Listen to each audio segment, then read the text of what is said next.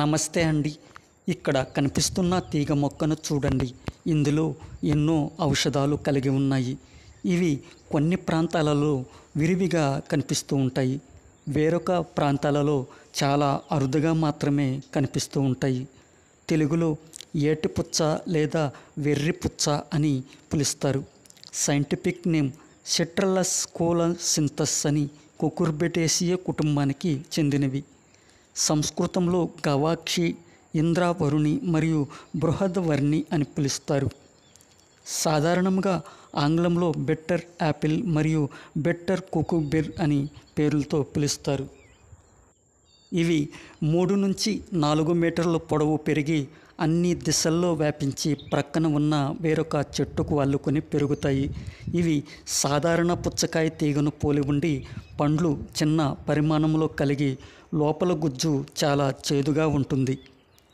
ఈ కాయలతో సమానంగా ఆకులు 3 నుండి 7 విభజించబడిన లోబులతో అరచేతి కోణీయంగా ఉంటాయి.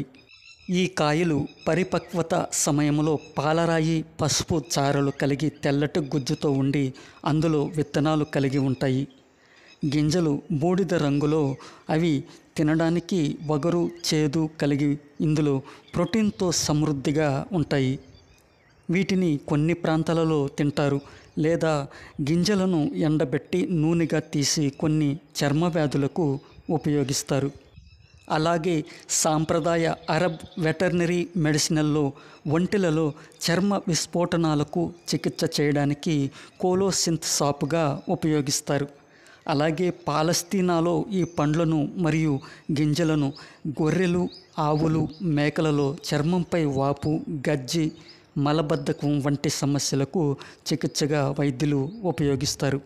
ఈ సిట్రల్లస్ కోలోసైంథిస్ అనేక రకాల ఔషధ ఉపయోగాలను కలిగి ఉందని మరియు anti diabetic, anti cancer, anti accident, anti microbial మరియు యాంటీ ఇన్ఫ్లమేటరీ కార్యకలాపాల కోసం పరిశోధన చేయబడిందని వైద్య నిపుణులు చెబుతారు.